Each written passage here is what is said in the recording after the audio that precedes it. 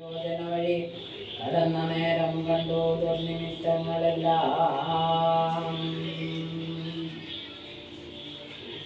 പരശുരാമനും ശ്രീരാമനും അന്നേരം വസിഷ്ഠനെ വന്ദിച്ചു. ദശരഥൻ ദുർനിമിത്തങ്ങളുടെ കാരണം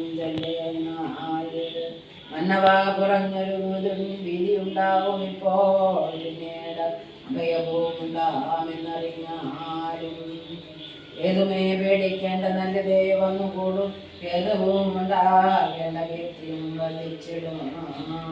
ഇത്തരം വിധി സുതേനരുളി അരുളി ചെയ്യും നേരം പദ്ധതി മധ്യേ കാണാവർന്നു വാർത്തവനെയും നീലനീരതനിവ നിർമ്മല വർണ്ണത്തോടും നീലലോഹിത ശിഷ്യൻ മടവാനലൻ മുക്തനായി പരശുവാണ് സണ്ണങ്ങളും കൊണ്ട് പദ്ധതി മധ്യേ വന്നു നിന്നപ്പോൾ ദശരഥൻ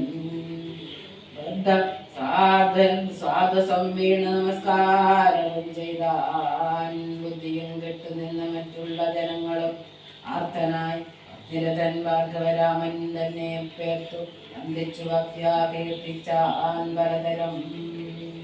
കാർത്തവീര്യാരേ പരിത്യാഗി മാം തപോനിരേ മാർത്താണ്ഡകുലം അതേ പരിത്യാഗി കാരുണ്യാംബുദേ ക്ഷത്രിയാന്തക പരിത്യാഗി മാം ജപദഗ്നി മുദ്രാമാം പരിത്യാഗി രേണുകാത്മജാവിഗോ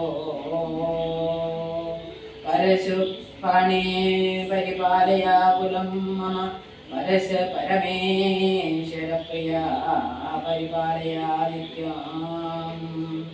പാർത്ഥിവ സമുദായ രക്തതീർത്ഥത്തിൽ കുളിച്ചാസ്തയ